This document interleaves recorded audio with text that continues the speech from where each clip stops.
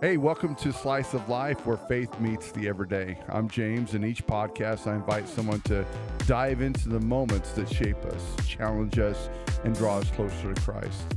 From coffee shop conversations to carpool reflections, we're talking about real life and the spiritual truths that help us live it well. So grab your slice of time and let's grow together. All right, well, welcome to Slice of Life. Pastor Maria and myself, we're here today. We're going to talk about the day in the life of a pastor. And this is one of those things I think I get a lot of questions. I mean, for my whole life, I've been pastoring 25 years in different contexts, different ways of pastoring, student pastors, youth pastor, worship pastor, assimilation, small groups, lead pastor, associate pastor. So doing all the different ones. People always wonder, like, so what is it that you do? And that's a great question, because there's a lot of stuff. And just recently I had a group of young ministers, and we were talking about pastoring, what pastoring's like. And it was funny because they're from all over the state of Ohio, and they're talking to me, and I'm just kind of sharing things I do, and they're, oh, that's really cool. I said, but understand, it works in my context. It may not work in your context, how I work and how I do. So it's not best practice. It's more of just figuring out maybe there's a different way, right? And so one of the old adages is that, pastors work an hour a week, right, on Sunday. Well, it should be longer because, our church goes like 2 hours. So it'd be 2 hours a week. Yep. If you got Bible study, then that's 3 hours, 3 hours a week. But I'm just walking through. And the reason I wanted Pastor Maria is she's our worship pastor here at the church, and my assisting pastor. I don't know. We jokingly thought, like, whatever I need her to do, right, just to help out. But I think it helps because you have a difference between, because we were just talking before we got on air that you don't really have office hours. I mean, you come in on Wednesdays. Yeah. But I'm here Monday through Thursday. And then obviously any other time, and kind of a 9 to 4 concept, going through. So I thought we'd just talk about it. And so hopefully I can answer some of the questions that people have had. So one of the first ones I get, what does a pastor actually do during the week? Nothing, just sit at home and relax. Absolutely nothing. Well, no, in my office. I'm relaxing in my office. I grab a pillow from my chair and take a nap. I actually, let me just be honest, I've done that a couple times. So a little power nap when I need something in the middle of the day. But yeah, so I'm gonna ask you first. So what does your week look like as a worship pastor? Yep. I know this is the answer. She sits at a piano and worships 9 to 5. Basically. Yep, that's what I do all day.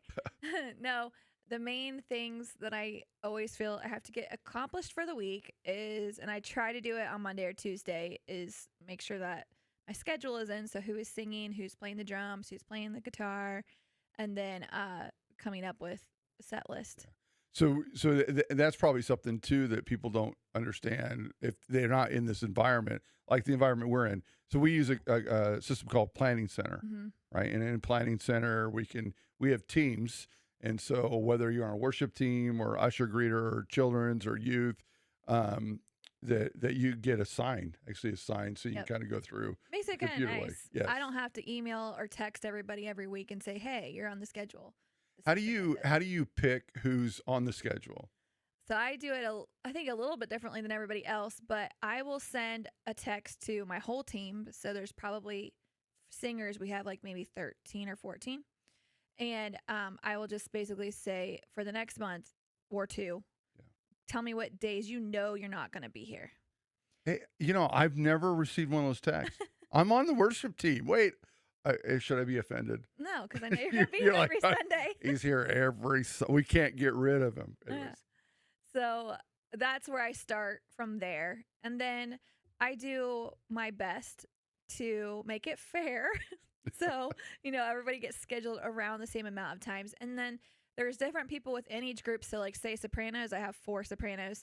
Well, I know there's a couple of them that sound very similar. So I'll try to avoid putting them together. It doesn't always work out that way, but I try. So I just start with when can you not be here, right? And then go from there.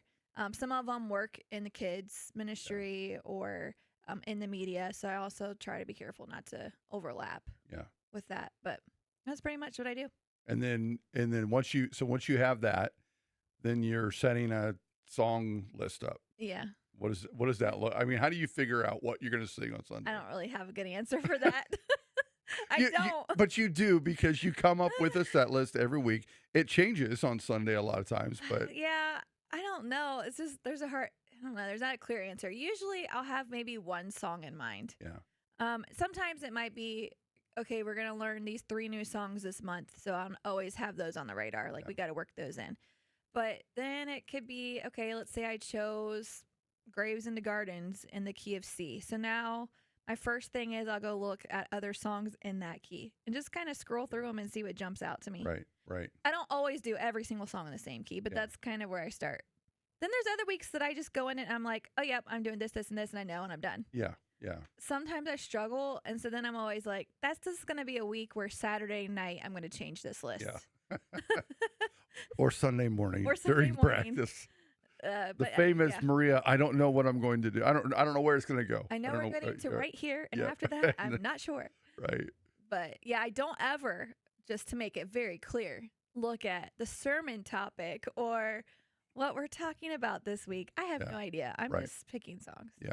And I do always ask God to like direct me. Yeah. But And he seems like he does a pretty good job. Yeah. So, or at least you're listening. sure. Because, and she mentions it because it's almost an eternal joke. Like when I'm preaching, the songs work so well. Mhm. They lead to that. So it's never this point of like, okay, we've been worshiping this way. Now we need to forget about all that. Just go here. So that's spirit led, and that's what it should be. Mhm. You know, and I think that's maybe a struggle for some people, like the order, right? The idea that you can actually have order and have a schedule of how things are going to go. And I've heard because of my sermon series style, and you know, I've got a sermon calendar, which we'll talk a little bit about.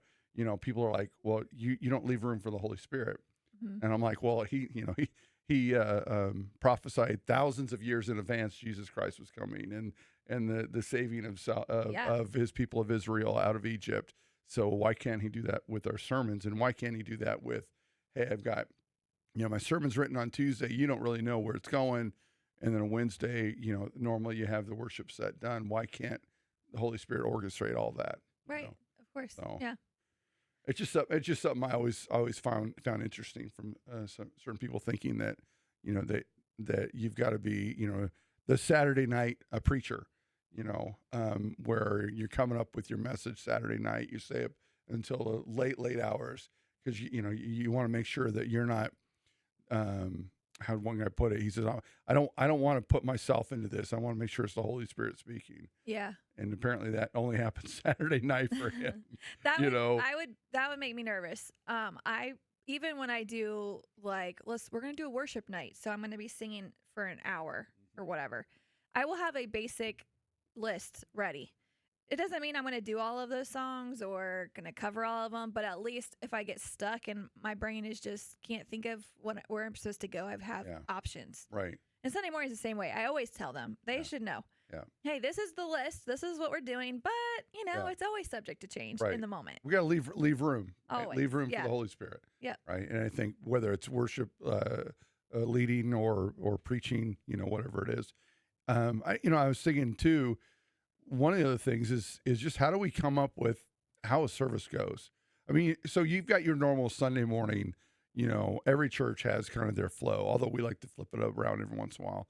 But you know, it starts off with, you know, a lot of churches. It's a call to worship song, a kind of upbeat song, and then maybe announcements or prayer or something, and then other songs in a sermon, and then an altar call and out. We do it a little differently, where we have an announcement video, right? We do what scripture.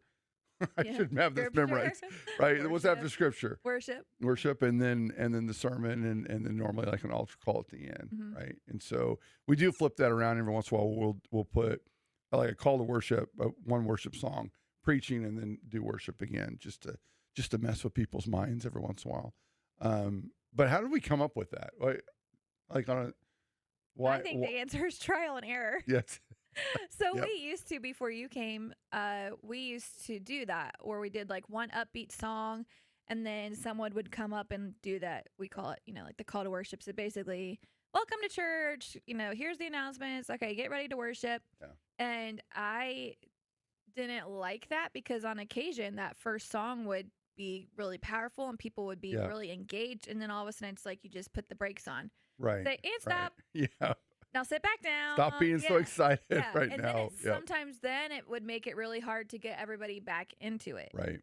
So I think it was shortly, maybe a year or so before you came, we kind of started kind of experimenting with let's change Yeah. that. I want to have all the worship together in one nice big chunk. Yeah. So that people stay engaged with it. They don't Right. just then check out for the rest of the time. Yeah. Or it makes my job harder of, oh, come on. All right, I know Yeah. you just sat down, but you got to get back up. Right. Let's Right. keep it moving. And I think that's it, is like trial and error and trying to figure out. And you and I talk about this, I feel like quite often, actually. We talk about like the read scripture. So we have someone who Yeah. reads the scripture. Some people pray, some people don't pray. Should we do it that way?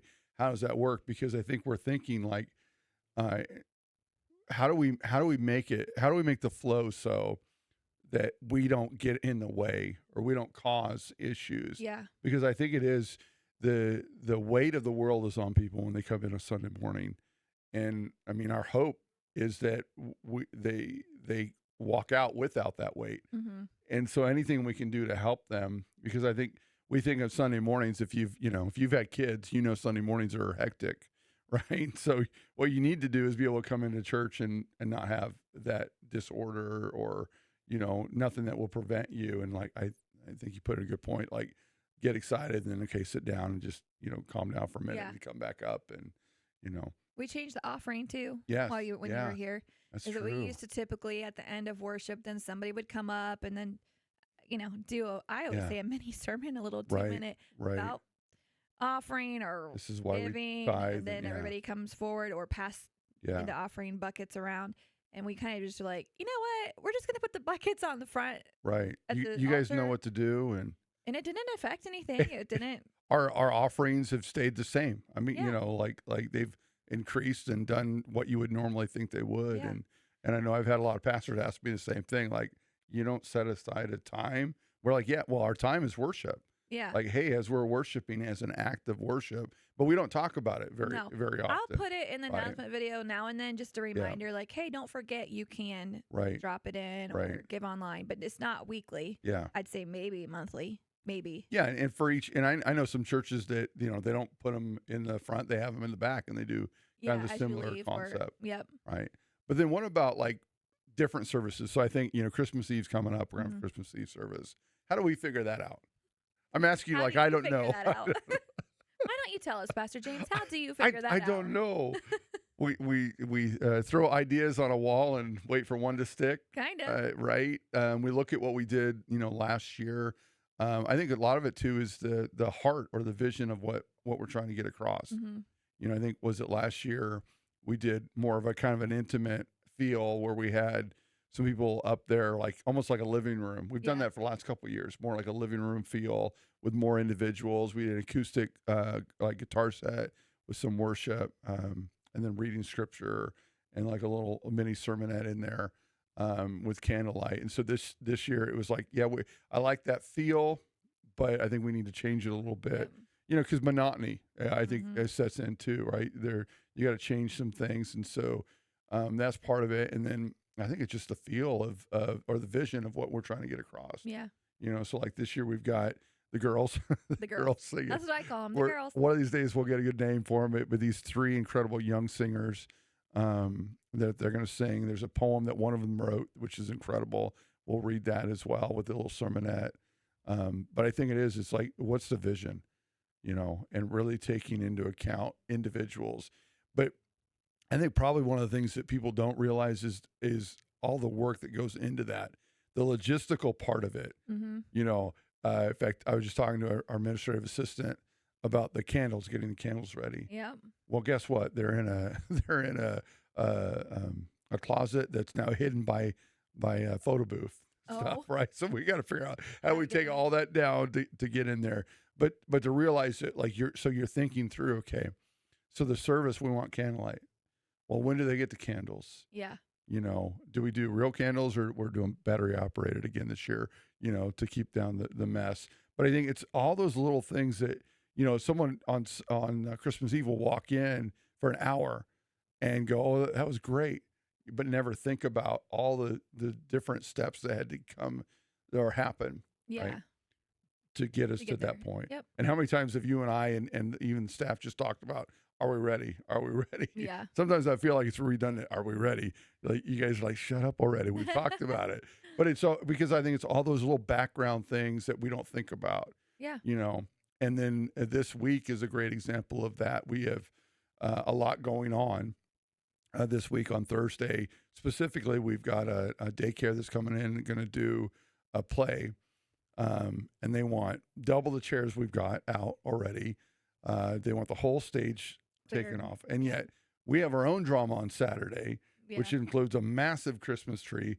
So we got to move all that stuff around, you know, get the chairs set up. And then we got to think, okay, we're putting all these extra chairs in the sanctuary, and somehow between Thursday or Friday, basically, when no one's in the office, and Saturday when no one's really here either, we got to get them all down again for Sunday morning because we got the drama going on, you know. And I think, you know, it's all those little things that most people would never think about or know, which is great. If they never notice it, that means we've done a good job. Yeah. I guess. Yeah. Right.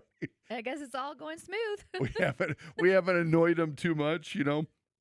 But I think that's it, is like looking at all those events, and you know, there's so many of them, like Good Friday. You know, we've already talked about it. Here it is, December. In fact, I think in November we already started talking about it. You brought it up, which I appreciate. Like, hey, what are we doing? I have some ideas for Good Friday. You know, because again, I think it's a big thing. Yeah. And to realize that there's a lot kind of going on It is. that needs to be answered in there. So one of the questions that and you can answer this one as well. How do you prepare your sermons? My answer is different than your answer. I know. Go ahead. Give me your answer. Then I'll tell you the right way. I do one sermon a year, usually. Not always here. But like I always say, God gives me one message a year, and I always have just a thought in my head of, okay, this is it. Yeah. It's like just pounding in my head, and it takes me forever. Right. Couple months. Yeah. To just start, because I have to do a lot of researching and just asking God what He wants, and then I practice like every day for 2 weeks. Yeah. I can't just get up there and do it on the fly. Yeah. And my sermon notes look totally different than yours, because mine is literally typed out word for word, like a manuscript, what they call manuscript preacher. Yes. Yep. But I don't necessarily follow it exactly to the letter. But well, you practiced it enough that it's probably in you, so you don't have to worry about it. Yep. Yeah. Yeah. But that's because I don't do it very often. Right. So. Right. Which means you need to do it more often. No, that's great. I think that's what I'm hearing. I think everybody get you to twice a year, and before long it'll be every month. And then I literally won't have anything to do because I don't want to. Right? Yeah. Okay. So now, what about you? What are yours? Yeah, I don't know. I just I AI everything. And, no, you do not. just tell it. Hey, preach that. Tell me how to do this. How do you come up with a sermon series, though? That's a good question. Yeah, They actually asked me that recently at the MIP thing. I was talking about the young pastors. They're like, well, how do you come up with your sermons? They're like, wow, you've got all these sermons. I shared them on my calendar. Yeah. So I have a calendar, and I try to have quarters done. And so we as a leadership know, especially my media and my children's pastor, my wife, who preaches the same message or the same theme of messages. Right. So I try to get those done. And really it's not much different than you. When you're thinking about like, this is just something pounding in my head. It's like, God, what is it? I'm, praying and God, what do the people need to hear? Or what is it I need to hear? Yeah. Sometimes it's what I need to hear, right. And so pouring over that and trying to figure out, what it is that we need to go through. A lot of times it's me reading too, just daily reading my Bible, and something just sticks out at me. And I'm like, man, or the season that we're in his church, and kind of what we're dealing with, and knowing, okay, there's certain things that we need to highlight.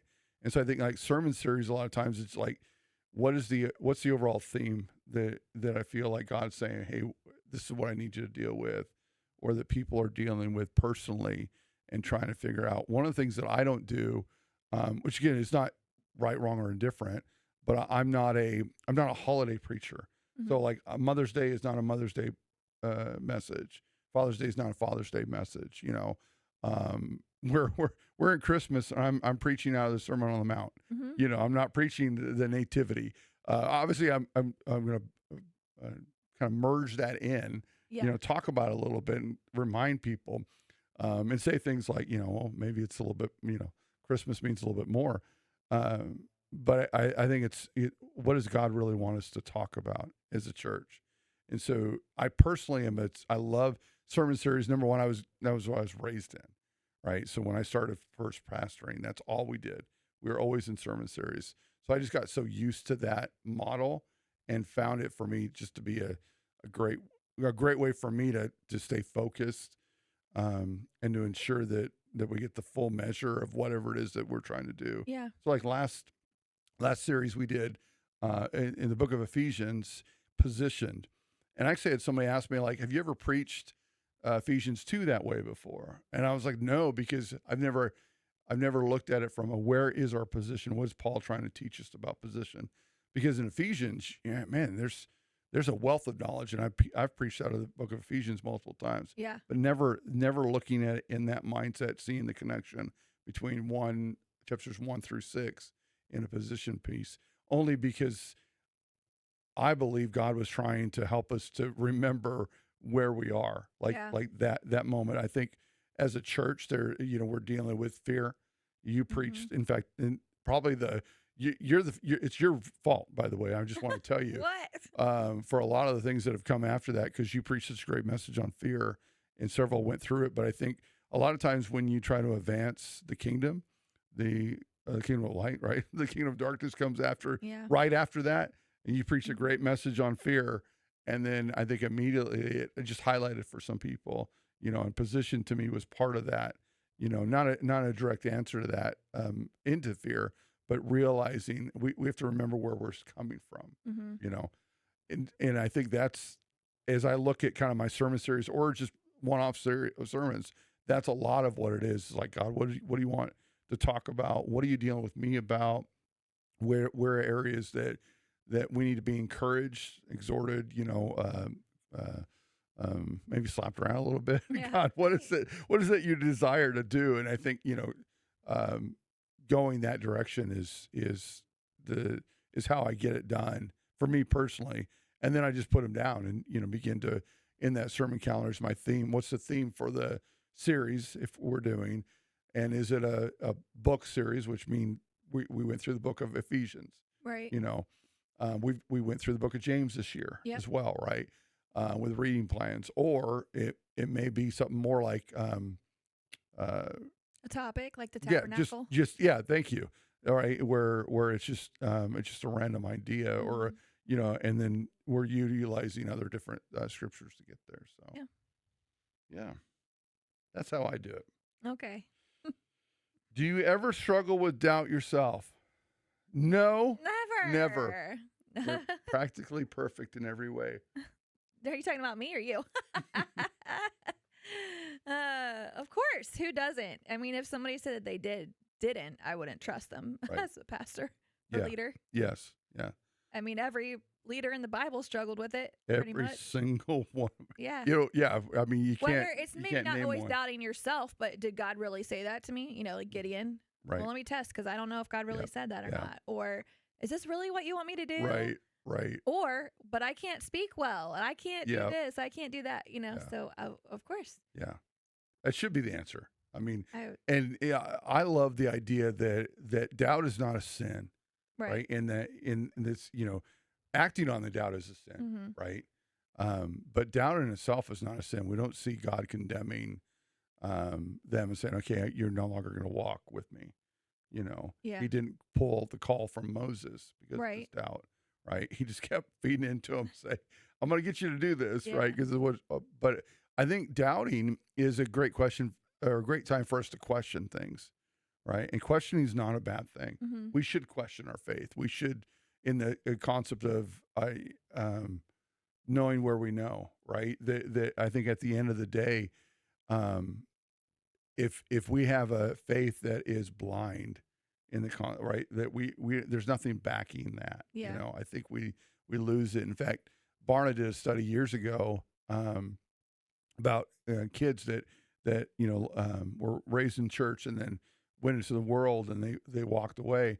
And they said the one thing that really made a difference was that the ones that stayed could articulate their faith, what they really believed. Right. You know, because they had asked the questions about doubt. Right. And so they fought with it. And like, why did Jesus have to die? Why, Mm-hmm.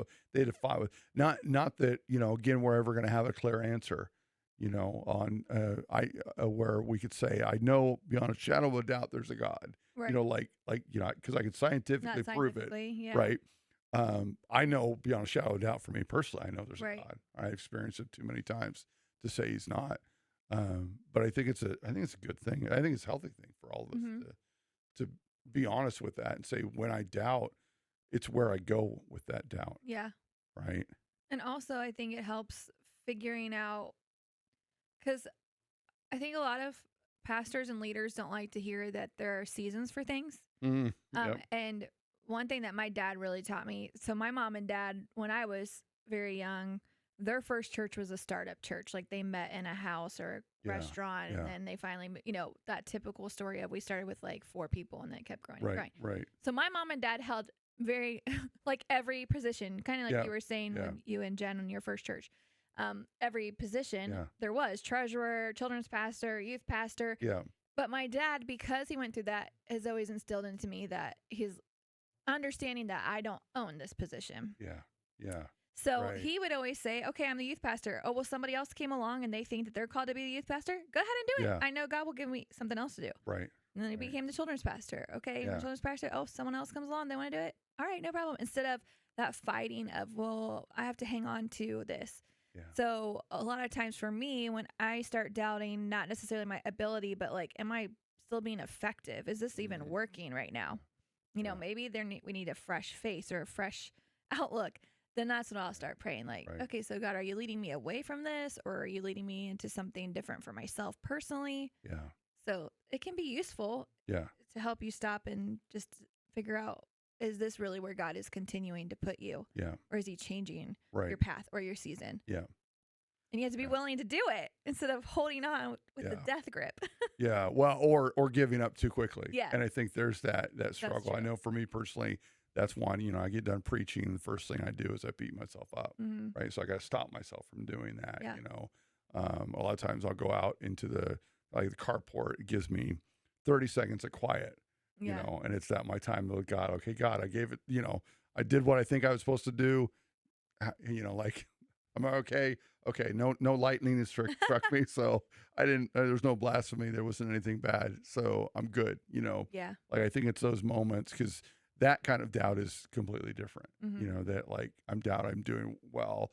And I think one of the things that pastors, leaders, a lot of times in the church deal with is the fruit, right? Mhm.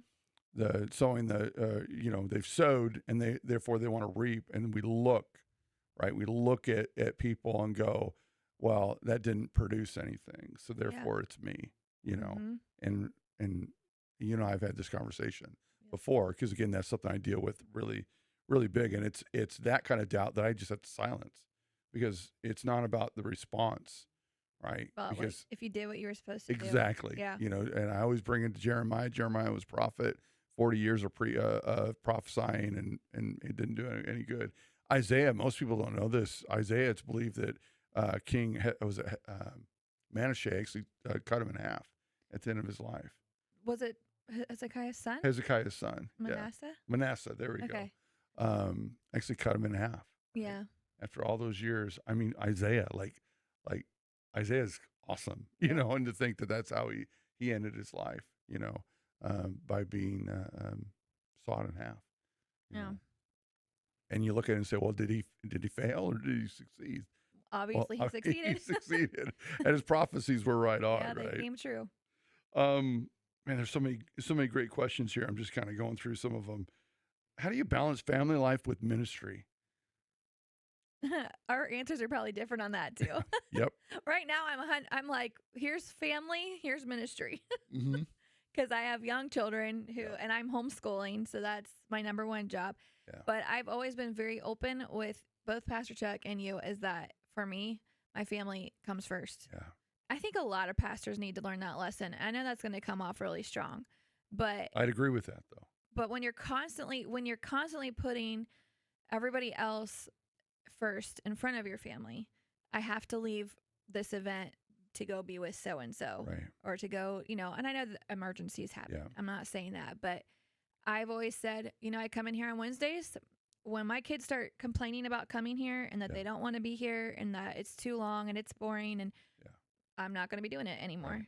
I don't want my kids to ever be mad, irritated, other Yeah.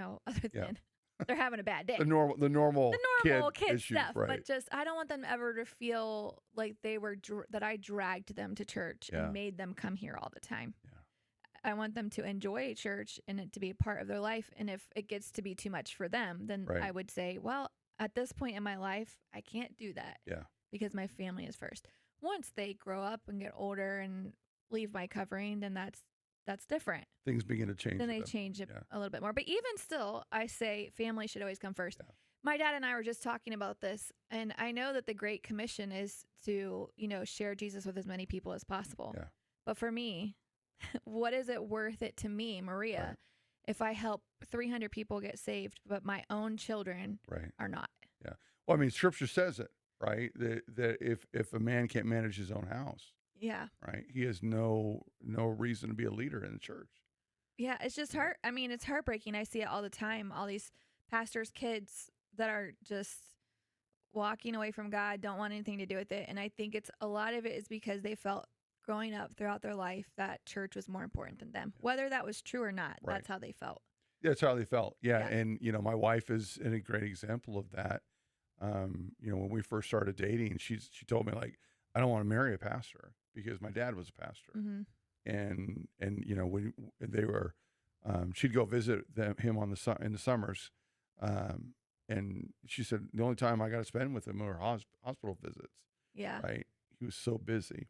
And also being treated differently. I know she talks about that a lot. Oh yeah. The Yeah. pastor's Completely. kids have to Right. be perfect little yeah. angels. And Yeah. So Yeah. when we got married and finally re-answered the call, right, that I originally had, and came in, that was the thing that we wanted to make sure with our kids. Same Mhm. thing. So we would sit them down actually every year and have the conversation with them. How are you guys doing? yeah. Especially as they got older. Yeah. When they they're could little understand kids, it. it's different. Right. Yep. Like when we're youth directors, we're traveling all over the Chicagoland, Wisconsin area. How are you guys doing? Are you guys okay with this? Do you know that you're loved more than ever, Mhm. these church people and, for them to understand that. I think it's important, and it's important to have that line now they're adults and life is a little bit different in that point, but for them to still, even Jadrian, who's 20 something, 26, is that right? 25. She's old. What was your favorite age of have being? that 27. Oh, maybe she's 27 That's how old then. she is. She's I'm 27. like, I know it's however old was She's your 27. favorite age. Thank you. Right. It's still having those kind of conversations, Yeah. and I think you're right on, because so many of the churches I've gone to where I've had to fill in as interim pastor, being a youth director, I dealt with a lot of youth and kids that had a lot of hate for the church. Yeah. And they saw the ugly side of church, which unfortunately there is an ugly side There because is, people yeah. are people, That's right. And so we can't always protect our kids from that, but we can really counsel our kids and Yeah. love them and guide them Spend through time that, with them. right? Mhm. And have those open and honest conversations. And Jen and I have really tried, not that we've been perfect, but not talk about church work Right. around our kids either, Yeah. right? That became separate. That if we needed to talk about something, it was outside of their venue. Yeah. I think certain kids in ministry specifically, they hear, I'll just say it. Certain you adults need to be quiet in front of your kids. Yeah. And, you're talking adult things to your kids and they can't handle it. I knew someone like that that was not a pastor, but Yeah. just a church goer. And she and her husband would talk badly about the church that they Yeah. went to all Yeah. the time in front of their son. I mean, Right. for years and years and years and years. Yeah. They went to the same Yeah. church for like 20 years. Right. And when he became like 20 in his 20s, he's just like, I don't even want anything to do with church because, Yeah. well, it's all these bad things. Who would blame them? Right. Right. And I was like, it's not that you can't ever be honest with your spouse and talk about what you're feeling about where Yeah. you're going. But when you do that in front of your kids, they don't always understand that I'm not being negative. Right. We're just talking or whatever, but Yeah. they're going to take it as Yeah. negative or, well, I Right. forgave that person, Yeah. but they don't ever know that you forgave that person. Right. They Right. just remember the tirades. Yeah, exactly. Yeah, they never see you deal with it. Yeah. Right. And to realize sometimes it's just venting, Right. all right. So people are people, and there's just times that you do need to vent, Right. and still bend over backwards for them. Yeah. I think especially within leadership, right? Because you just deal with the hurting, the broken, the ugly sometimes that seem to be the enemy. They're not, Right. but there's those moments, and I think when we don't help our kids walk through that, we do a disservice for them. They should feel welcomed, to come into church and and to be who they are, Yeah. right? And I think like just recently, Pastor Appreciation, which I despise, but Jadrian despises it more because she doesn't want to get on that stage, and Yeah. they're always trying to pull her up, right? Yeah. But for us to be able, like, it's okay. You don't have to get on the stage, Yeah. And I know some people don't understand that, but I think as parents, I have to be a parent first, Right. and I'm up there because I have to be, Yeah. but she doesn't have to be, No. Right. and I think so. I love the fact that you're like, you told me early on when I wanted you to start coming in, it's like kids come first, and I think that's just how we have to do. We should do ministry as people, as parents specifically, but husband and wife, same thing, even if they don't have any kids, Right. right? Yeah. That we walk through that. And I just wish church people knew that, would recognize that. Like this church has done a great job for my daughter, but not every church has. Right. Or my daughters, let me say it that way, where there was an expectation, not because of what we placed on them, Right. but what the placed church on did. yeah, Yep. right. And I actually remember, I got a little time, I'll tell this story. I remember the first time Jadrian ever got on stage, and it was, yes, it is, Let It Go. She was singing the Let It Go song, but she got in character. She got the dress on, the wig, Yeah. the whole thing. She'd never really done anything in front of the church as a teenager at that point, and it was so cool to watch her. As a dad, it was so great to watch her. But the reason she agreed was because she's like, I could put on a costume. Nobody would know it's I don't her have or, to be yeah. that person. And Jordan, when she first came here, she's hardly been here. That is her angst. And that's why she doesn't want to come, because she's afraid that, she said it this way, that everyone assumes they know me. Right. And that just her personality. So when she first came here, we had those blow up. Oh, she things, got to know right? me real quick. Right. Because we were back Yep. in the room, me, her, and Jadrian, Yeah. taking off layers, putting on these blow up costumes. But then, nobody knew who she was. Yeah. Really. And so she was like, that was great. She goes, I was able to be myself and not feel like judging. And it's not that this church was judging her. It's just what she's experienced, Yeah. Her whole life. Right. And you look at it and you go, man, she deals with it well, but I think she deals with it well because we were able to speak with her about it. Right. Yeah. But it wasn't what we put on her. And so I think it's always having those conversations with our daughters. Like, there's these expectations, but they're not our expectations. Yeah. And if someone says something, let us know. We'll deal with them. Yeah. Because that's who we are. We should be at least trying to protect our kids. Exactly. Right. From that. Because I want my kids to stay in church, Absolutely. I love watching Jadrian continue to minister and do stuff and, Yeah. Be excited about church. She's excited, to come in. I wish Jordan doesn't live close to us. And I think all the anxiety from the other things have caused her not to want to be part of a church. Yeah. You know, she still believes. We talk about her faith all the time, but I think just that personality, her personality type, you know, is unfortunately hurt that. And so, you know, I see some of the mistakes early on with her, you know, that I wish we would have realized. I think, Yeah. you know, what she liked and what she didn't like, Mm-hmm. you know, in the church world, Yeah. you know. So,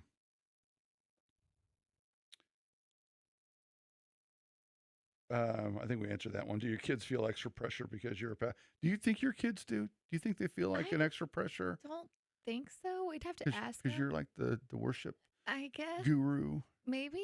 I don't know that they would. I try to be careful to. Um, there was a while there where Yeah, when Vincent was doing camera like every week, he was just like, "Mom, I can't do this anymore." But I always tell them, like if you don't want to do something, tell me. yeah, yeah, No, I'm not forcing you to do yeah. it. I want them to be involved, of Right. course, as much as possible. But Yeah, if they don't want to do it, then they don't have to do it.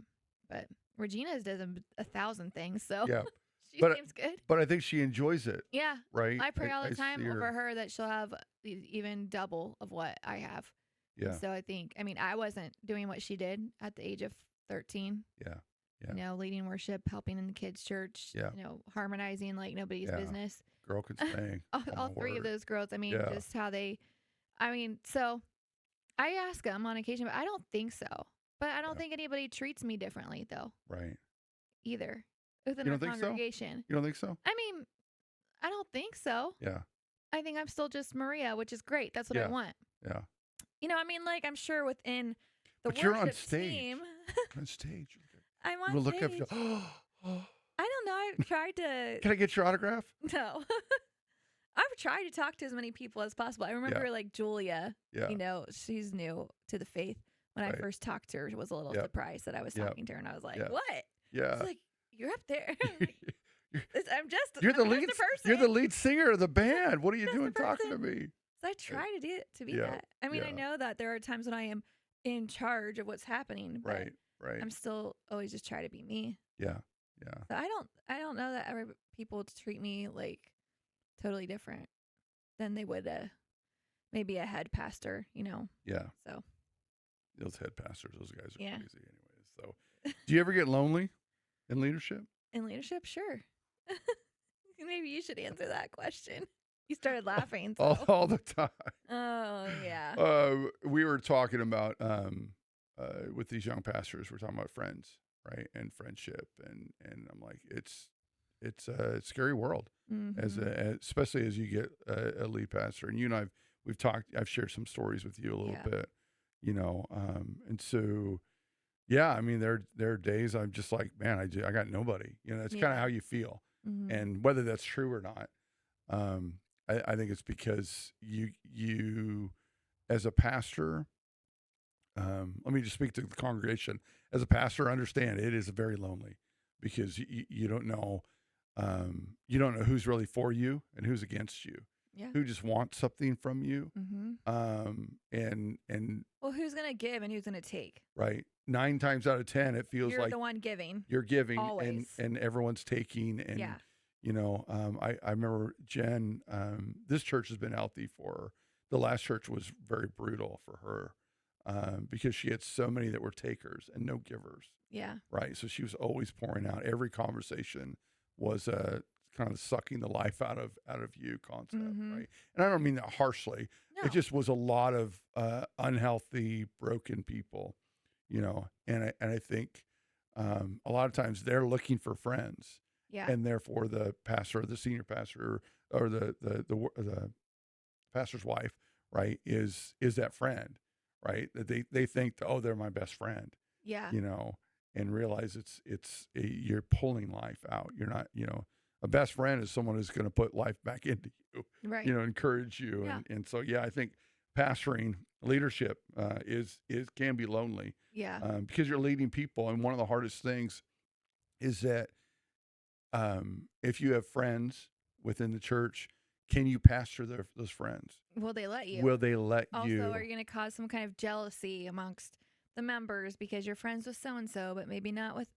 Well, I don't mean not friends, but closer to so Right, and so. right, right. Yeah. Yeah, we had a scenario one time. We had a lady really upset. He goes, "You only go to lunch with these people," and we're like, "Well, we only go to lunch with them because they're the last ones there when we leave. Yeah. We're the last ones to leave, and They they're could ask you to go they're out to here." lunch. And we're like, "So if you want to stay Yeah. around," and she never did, but it's that concept. Oh, they're your best friends because you're always going to lunch. I Well, think the ones, they help close it up. well, and the ones that you're Right? friends with are the ones who put the effort into the friendship. I don't think anybody, whether you're a pastor or not, wants a one-sided friendship. Yeah, yeah, And so right. the ones that put the most in are the ones that you give back the most to because, yeah, it's two-sided. Yeah, I'm talking about my dad a lot, but the other thing that he was also really great about and taught all of us was that his home was always a safe place for our pastor to just be yourself. Yeah. You can leave the pastor title at the door. Not that we're going to disrespect you. Not always. Anyway. No, No, we tease. just every once We in a while. tease and joke. But In there's love, no disrespect. we tease and love. Yes. So it's not like you're putting aside that this is someone that you respect as your pastor. Right. But just you can be yourself. You can Yeah. laugh. You can joke. You can cry. You can be emotional. Whatever. It's just a safe spot, and that however you act, whatever you say, whatever you do, is going to stay right here, and it's not going anywhere else. Yeah. I think that's the other thing pastors struggle with. Yeah. Is that Oh, yeah. if I say act silly or share a joke with somebody, then how is that? Then they're going to go tell everybody else, well, you'll never believe what Pastor Right. James did, If I act human for a half a second. Yes. Right. And, Right. and admit that I've watched movies like Wayne's World, Yeah. like oh what my is going to goodness, yeah. happen, and Mhm. unfortunately that is, I think, we deal with that. I just did a Dr. Seuss version of the Beatitudes, and I asked Gina, the administrative assistant, my wife, I'm like, do you think the church is going to be okay with that? They're like, well, of course. But I have to think through those Right. things. Yeah. Like, how do I explain this to them that, I'm going to do this because there are people, that can be highly offended at something like that. Yep. Like they see me in out and I'm wearing shorts. I was That's so crazy because I was just gonna say that when we first went to Potter's house, Pastor Oldfield, we always had like a big picnic every year at a park, Yeah. and he'd always wear pants, and I was like a teenager. Yeah. And I remember one time I was like, Dad, what in the world? It is like sweltering out Right, here. It is in right. August. It's 90 degrees. Why is he wearing? And it'd be like long pants, not gym Yeah. pants, like Yep. pants. Right. He's like, well, some people might have a problem because I'm wearing shirts. I'm like, that is stupid. Yeah. Yep. But He's it's still true. a person. It's true, right? He like has to sweat how, to death how dare because you? Yep. somebody might think it's inappropriate for the pastor to wear. Hey, my shorts. father-in-law just started wearing blue jeans probably about a decade ago. Okay. Like he didn't own any jeans Yeah, at that's all wild. as a pastor. He's And like your own know. personal convictions are fine. Yeah. Whatever your But personal. that wasn't his personal That's conviction. the thing. Is like, just is knew it just people. because Yep. people are going to talk about it, or is it Yeah. because God has dealt with you on Right, it? exactly. The sin of blue jeans. Yeah. Well, I failed. I mean, Yeah. you've got kind of like Ripped ones. ripped No, I ones. won't wear You're them. horrible. I won't wear them on Sunday, but that's a personal conviction. That's right. So how do we deal with church conflict? How do you deal with church conflict? Well, We ignore it. We run our way. you and cannot ignore it. Sweep it under the rug. That's I the think our answer is answer. going to be different for this one Yeah. too. I think that you have to confront it. This is so weird because we were just talking about this yesterday too. I was with my dad and my sister yesterday. We talked about this as well. Because my sister was telling me about a rumor that was going on. Yeah. And I'm like, for me, and this is true because this has happened several times. And I hear something that bothers me or doesn't sit right or doesn't seem like, oh, that's something that person would say. Yeah. I'm going to go straight to that person and just say, Right. so this is what I heard was said about you. Did you do that? Yeah. Yeah. And then they can tell me yes or no. Right. But I'm like, I'm coming straight to you because this doesn't sound like something you would do or something you would say, but I'm hearing it. Yeah. We had a very interesting situation in music, the worship team, where two of the people on the team got divorced. Yeah. So like, how do you navigate that? Well, it's really simple. Whatever happened between the two of you is between the two of you, and that's where it stays. Yeah. The moment you start telling other people on the worship team information or speaking badly about the other one, then we're going to have an issue. Right. Because we don't need to bring other people into that. Yeah. Create more drama or unnecessary drama. But I think our church is pretty good about that, which I think is unusual. Yeah. there's not a whole lot of drama or gossip that goes on. A lot of it gets stopped pretty Right. quickly. Yeah. Right. But I think it's to that point is like enough people know we need to shut it down. 'Cause I Yeah. think that's the issue with conflict. And I Yep. know you said our answers are gonna be a little different. And I think it's the same answer. I think I have a problem with emotional conflict, right? Yeah. Understanding emotional conflict. But I think, the honesty moment, and realizing what is conflict and what isn't conflict. Yeah. What is just, like, I can't use any examples because those are recent Yeah. examples, Well, but it's like you know picking that, and choosing your battles right. kind of a thing. And what really is a battle or what's going to go away, Right. Yeah. And by picking that battle actually becomes a battle, Right. right? Right. That I think that's the hard one, to realize. Because again, some battles are with one individual who once they realize no one's with them, which no one's going to be with them, that it Yeah. just kind of goes away and Yeah. they deal with it, Some of them can become more like affecting other people. Yeah. And that's it. I think you find out in the church, like, is it going beyond this one individual? Yeah. Who are they talking to? Who are they causing? I mean, we had one, I wouldn't say very recently, but where I had to sit them down and talk with them, and we had a nice heated discussion in the foyer. You know what I'm talking about now, right? And because it was causing issues with other people. Yeah. And I think that becomes the difficult part. Mm-hmm. But I think the church is taught, not this church, but the church globally or the U.S. passive aggressive is how to do everything. I'm gonna deal with conflict from the pulpit, or I'm gonna Yeah, that's weird. That doesn't work. It No. does not work. You gotta go. If you have a problem with your brother, scripture, right? Then go to them. And if they don't agree, then bring a couple more with you and bring them right through that. You do a sermon on whatever the issue is. Yeah. They're not going to listen anyway. No. I mean, they're not going to learn anything. It won't be about them. They'll be thinking about the other people. Yeah, they won't think it applies to them.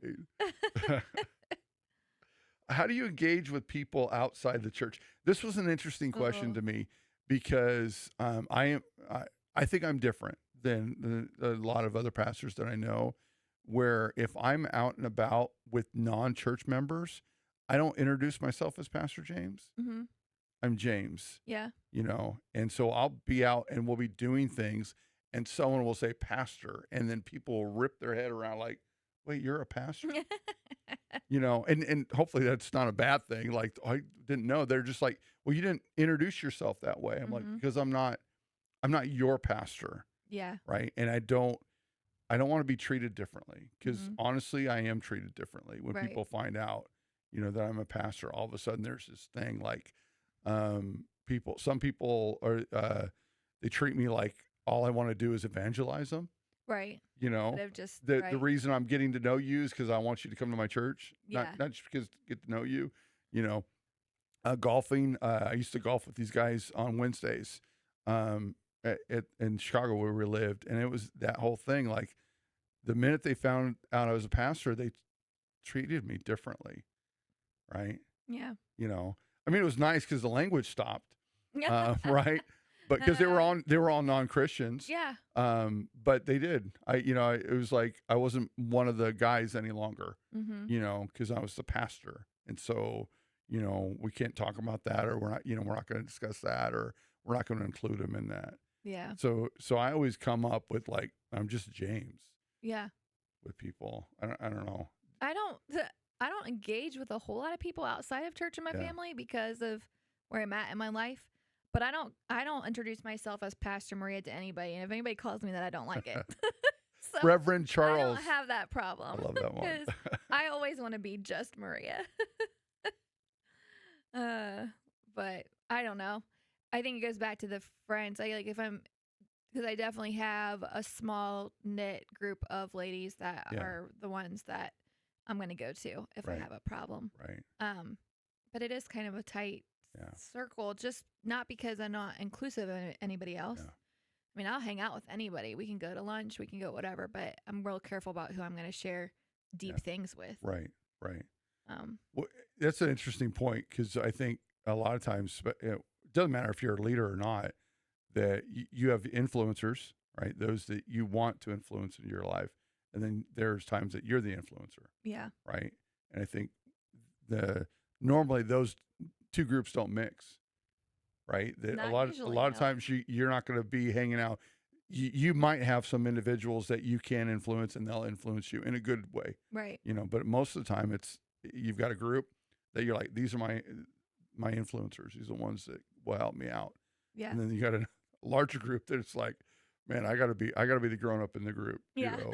right? To make sure that they're okay. And I think it's difficult when you realize that when you do go out in the world, and they find out that you're in church, or if you're a leader in church, because again, there's that moment of the maybe skepticism, maybe I don't know, like, why are you here? Yeah.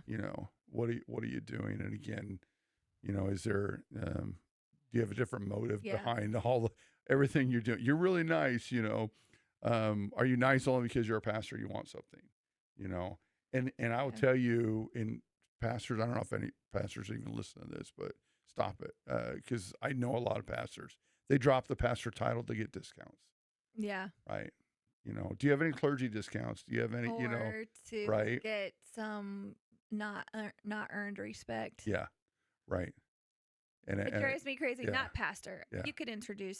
Anybody could introduce themselves to me as pastor so and Yeah. so, and that'd be totally fine because it's kind of what you do, Right. But like when we get into the apostle, Yeah. Oh, or yeah. like, okay, I'm I'm prophet. pretty sure prophet, that yep. God is the one who chose the apostles, and they didn't go walking around. Now, Paul would write in his letters, Yeah. "This is Yeah. Apostle Paul," but I doubt he went Yeah. around introducing himself as, Right. "I'm Apostle Paul." Yeah, exactly.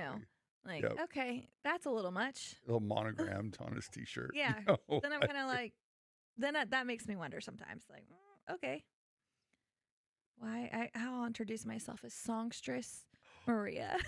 That'd be awesome. Psalmist. The psalmist. Psalmist. That's it. Maria. Oh man. So I think we already talked about it, but in the idea of like measuring success in ministry, but how do you measure success? You kind of talked about it earlier, like, transitioning from, maybe I'm not supposed to be in that position any longer. What do you look at? Probably just if I did what God asked me to do Yeah. or not.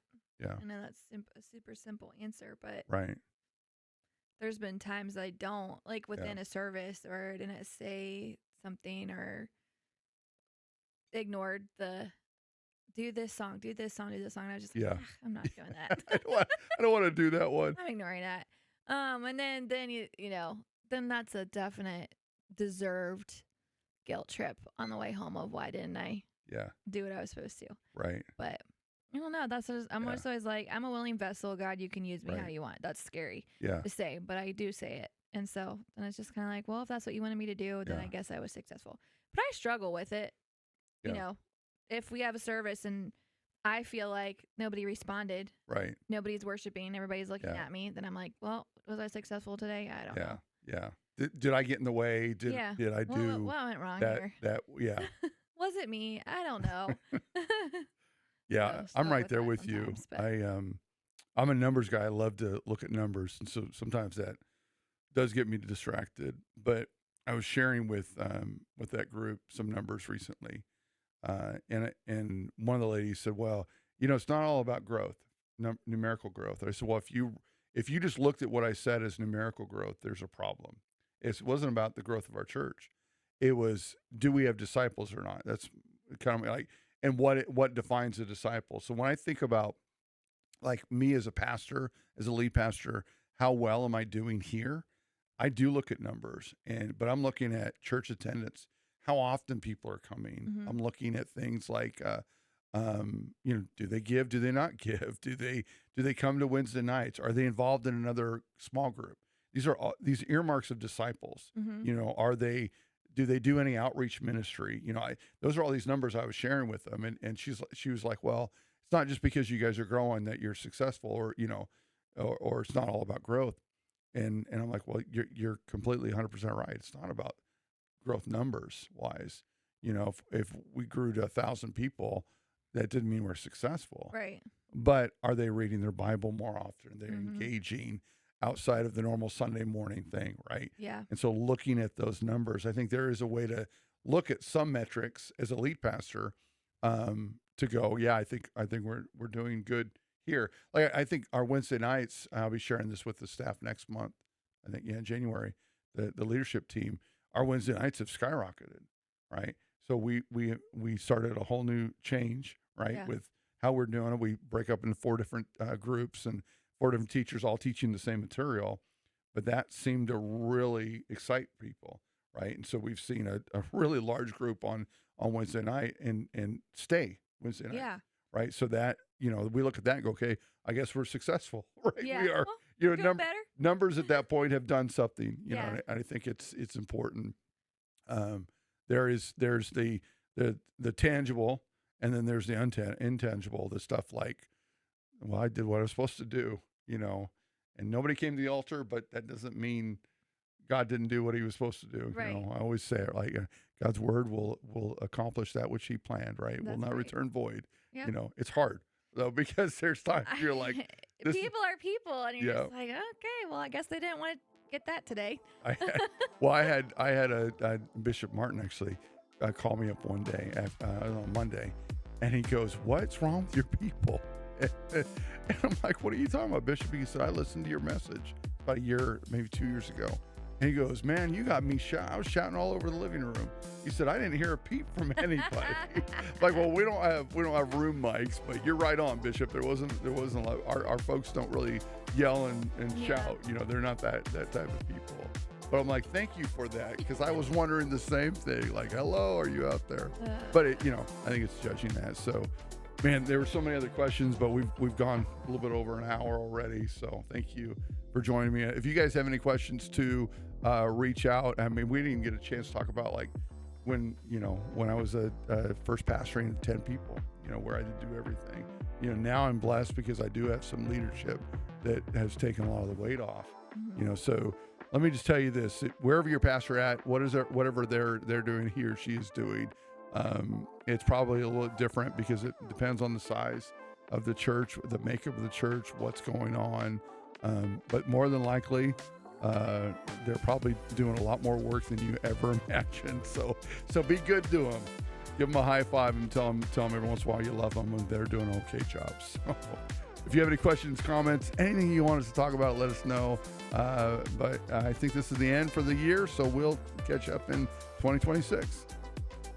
Well, hey, thanks for spending a slice of your day with us. If today's conversation encouraged you, challenged you, or sparked a new thought, we'd love to hear about it.